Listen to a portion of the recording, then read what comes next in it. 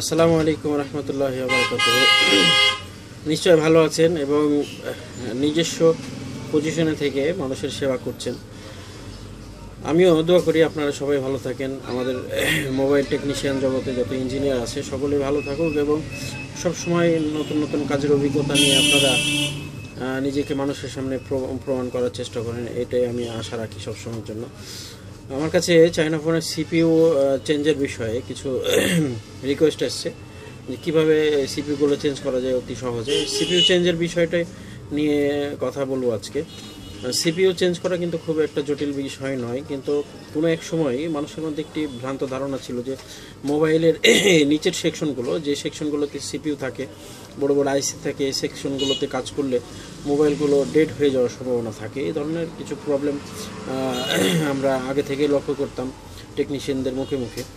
আজ থেকে মোটামুটি 7-8 বছর আগে যখন আমি বিশেষ করে নোকিয়া সেটগুলোর সিপিইউ চেঞ্জ করার চেষ্টা করেছি, ওই সময় কিন্তু আমি কারোর সামনে এই গল্প যখন করেছি তখন আমার দিকে একটি অন্যরকম দৃষ্টিতে তাকিয়েছিল।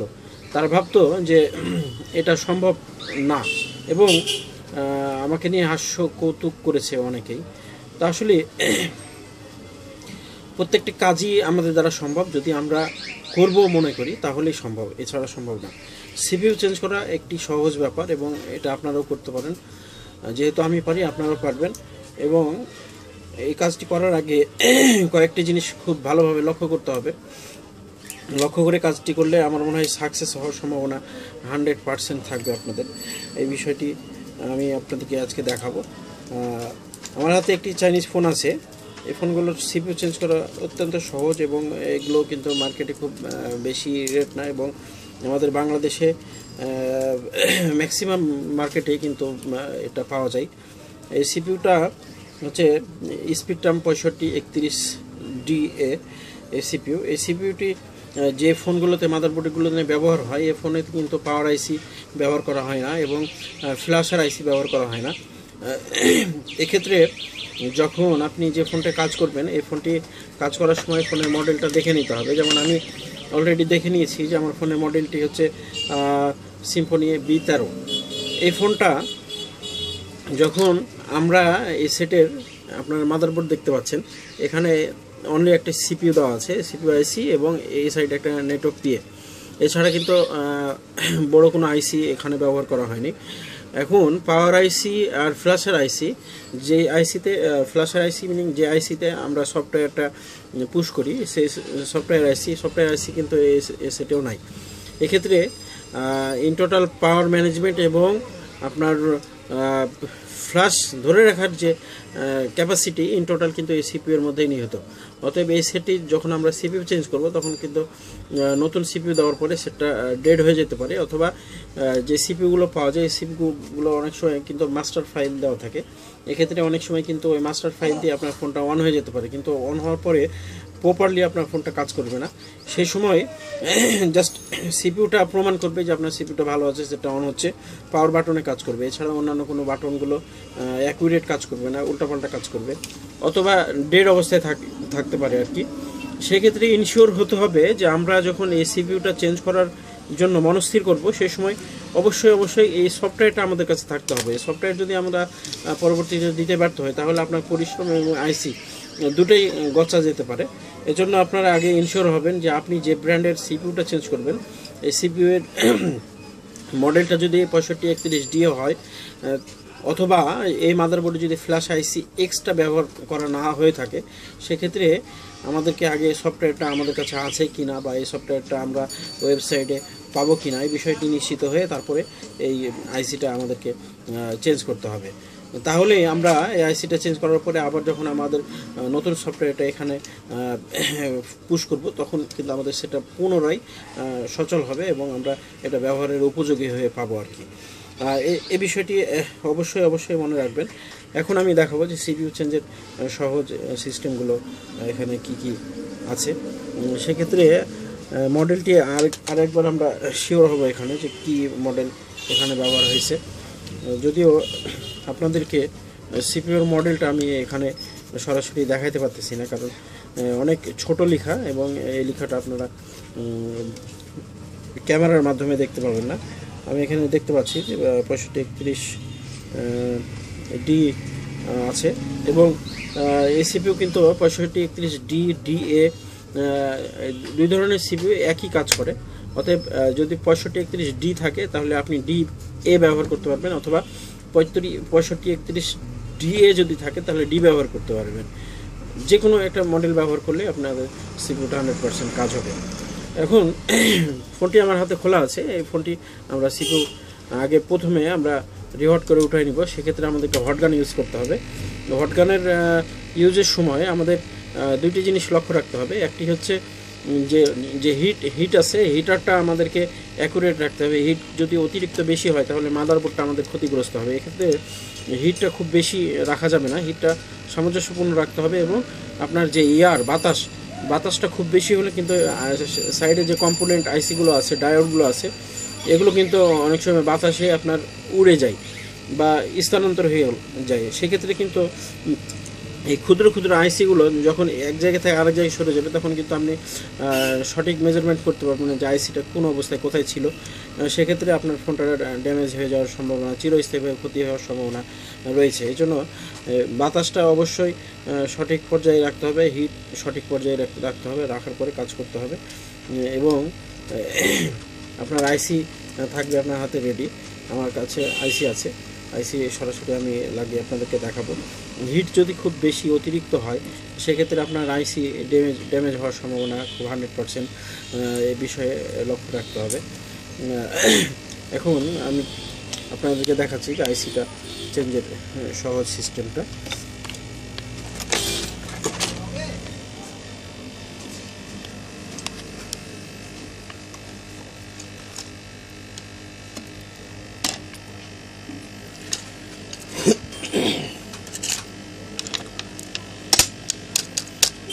প্রাথমিকভাবে আমরা এটাকে একটি ওয়েটের দ্বারা এটা মাদারবোর্ডটা আমরা আটকে নিব। দুঃখিত, আমাকে একটু ঠান্ডা লাগছে, রাত্রে অনেক ঠান্ডা পড়েছিল আমাদের এখানে, আর অসাবধানতাবশত হঠাৎ ঠান্ডা পড়ার কারণে আমি কিছুটা আক্রান্ত হয়েছি। আপনাদের কাছে দোয়া প্রার্থী, আল্লাহ যেন আমার সুস্থতা দান করে অল্প সময়ের মধ্যে। আর সবসময় চেষ্টা করি যতই অসুস্থ থাকি না কেন, যদি বিছনা ছেড়ে দেওয়ার ক্ষমতা থাকে তাহলে সে সময়টি অবশ্যই আমি ব্যবসা প্রতিষ্ঠানে এসে কাটানোর চেষ্টা করি। আর এই কারণে আমার কাস্টমার আমাকে অনেক বেশি বেশি বেশি ভালোবাসে। আর এই ভালোবাসাটাই হচ্ছে আমার জীবনের সবচেয়ে বড় বিজয়। আসলে একটা মানুষের জীবনে অনেক কিছু চাওয়ার থাকলেও আমার চাওয়া পাওয়াটা খুব সীমিত। আমি অল্পতেই সন্তুষ্ট থাকি।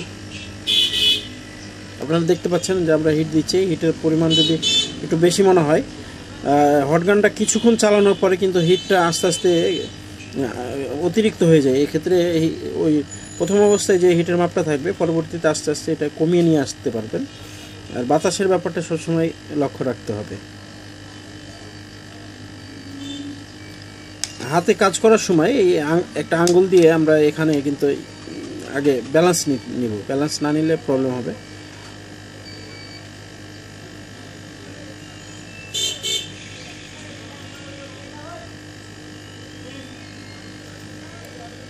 আপনারা দেখতে পাচ্ছেন যে আইসিটা আমার হাতে অলরেডি উঠে এসছে এবং আইসির পিনগুলো সঠিক আছে এবং মাদারবোর্ডের পিনগুলো দেখেন যে এখানে মাদারবোর্ড পিনগুলো কিন্তু 100% ক্লিন আছে। এই বিষয়টি আপনারা দেখতে পাচ্ছেন। এখানে আমাদেরকে আর কি কাজ করতে হবে সেটা হলো যে আয়রন দিয়ে অলরেডি এখানে যে রাংগুলো আছে এই রাংগুলো আমাদেরকে উঠায় নিতে হবে।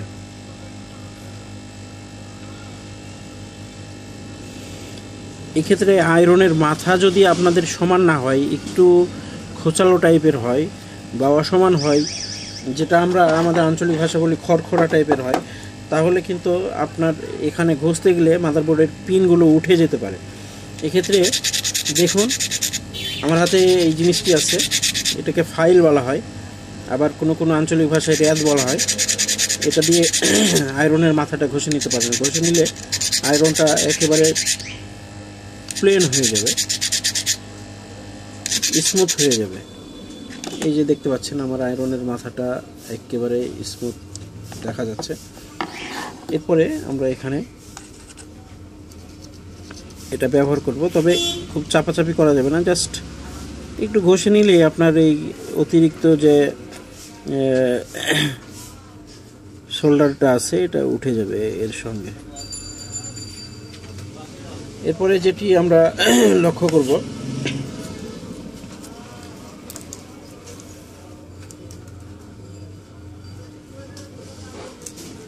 আইসি আমার হাতে আছে, আপনারা দেখতে পাচ্ছেন আইসিটা একেবারে নতুন, পিনগুলো অলরেডি রিভলভিং করা আছে ফ্যাক্টরি থেকে। তবে বল বানানো বিষয়ে আমরা এখানে যে বলগুলো করা আছে এই বলগুলোর চাইতে আমি সাধারণত যে বলগুলো বানাই এই বলগুলো কিন্তু এর চাইতে অনেক ভালো এই কারণে যে আমরা সোল্ডারিং যে পেস্টগুলো ব্যবহার করি এই পেস্টগুলো অল্প হিটেই আপনার গলে যায় এবং আইসিটা মাদারবোর্ডের সঙ্গে ফিক্সড হতে খুব অল্প সময় লাগে, অল্প হিটেই কাজ হয়ে যায়। এর জন্য যদি আপনাদের সময় এবং ইচ্ছা কাজ করে তাহলে এই বলটি ফেলে দিয়ে নতুনভাবে বল করে নিতে পারেন, তাহলে আপনার আইসিটা আরও সহজে আপনারা এখানে লাগাতে পারবেন।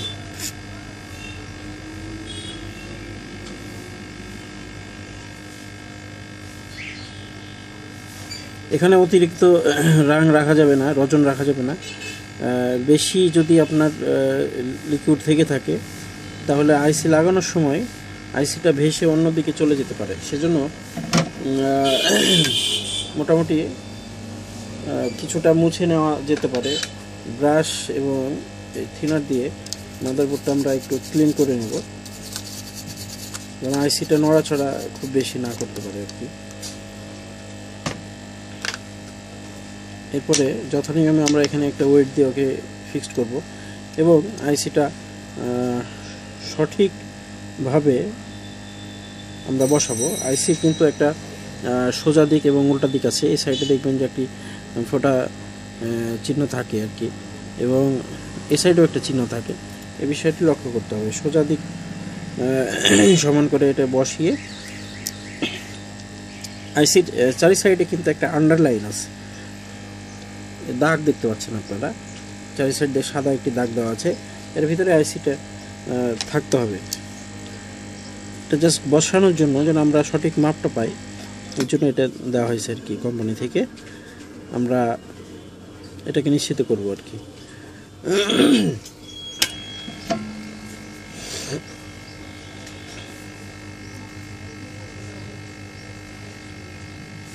দেখুন আমি কিভাবে এটাকে লাগাচ্ছি।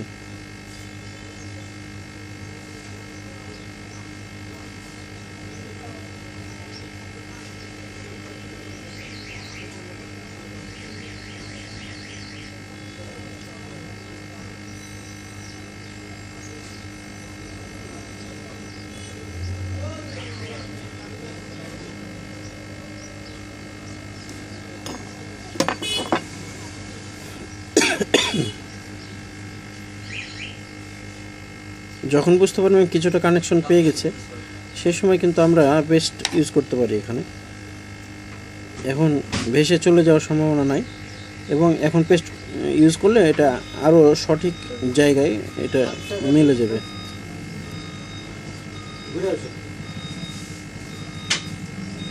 এবং হাতটি খুব সূক্ষ্মভাবে আমরা কিছুক্ষণ পরে এটাকে একটু নড়িয়ে দেখবো যে জাস্ট এটা আইসিটা সঠিকভাবে বসেছে কিনা। তবে নড়ানোর মাপটা যদি খুব বেশি হয় তাহলে কিন্তু আইসিটা আবার কিন্তু নষ্ট হয়ে যাবে এবং বলগুলো নষ্ট হয়ে যাবে। আইসিটা সঠিকভাবে লেগেছে। কিছুটা সময় আমরা এখন অপেক্ষা করব বোর্ডটা ঠান্ডা হওয়ার জন্য, এবং ঠান্ডা হলেই আমরা পাওয়ার সাপ্লাই এটা চেক করবো আর কি।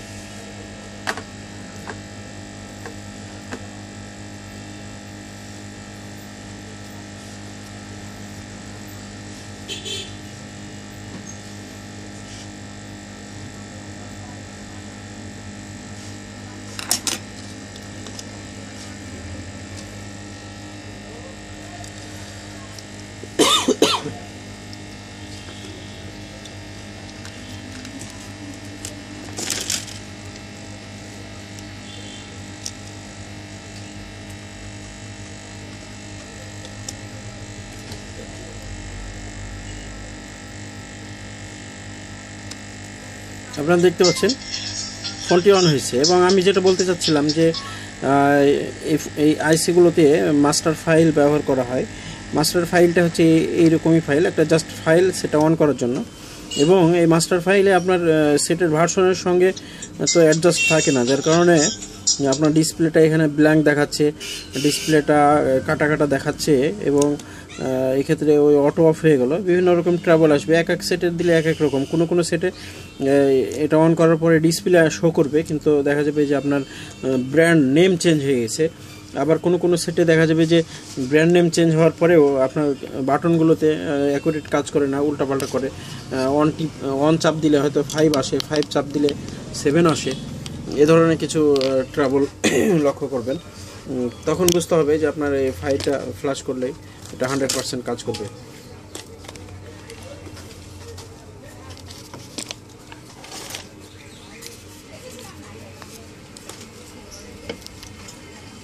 তো বন্ধুরা, আমি আজকে দেখালাম যে চাইনিজ ফোনের সিপিইউ কীভাবে চেঞ্জ করা যায়। এই মুহূর্তে আমি এই সেটটি ফ্ল্যাশ করলে কিন্তু 100% কাজ করবে।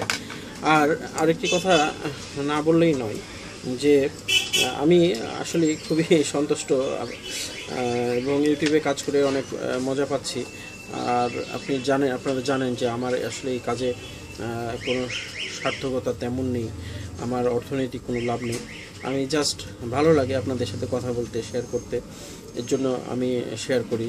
এবং আমি অনেক কষ্ট করে আমার লাইফের টেকনিক্যাল সাইড বিল্ড আপ করেছি, এবং এক্ষেত্রে আমার প্রাতিষ্ঠানিকভাবে সহযোগিতা তেমন একটা ছিল না মানুষের। এবং আমি অনেক জায়গায় ঘুরেছি, বিভিন্ন সময় বিভিন্ন জায়গায় বিভিন্ন মানুষের কাছে চেষ্টা করেছি তাদেরকে আপ্যায়ন করে কিছু টাকা দিয়ে, টাকার বিনিময়ে হলেও আমি কিছু কাজ হাসিল করার জন্য। কিন্তু সেই সময় আসলে সবার মাইন্ড অনেক চিপ ছিল, যার কারণে আমাকে এই বিষয়ে হেল্প করেনি। আমি অনেক কষ্ট করে এসেছি, যার কারণে আমি বুঝি যে যারা স্ট্রাগল করে তাদের কষ্টটা কতটুকু। যার কারণে আমার জানার যতটুকু, আমি নিজেও এই লাইনে একজন ছাত্র হিসেবে আমি মনে করি, এবং আমি খুব বেশি জানি না, তবে যতটুকু জানি আমি চেষ্টা করি আমাদের সব জিএসএম ফ্রেন্ডদের মধ্যে আমি এটা শেয়ার করি। আর তাদের যদি কিছুটা উপকার হয় তাহলে আমার এই পরিশ্রম সার্থক হবে।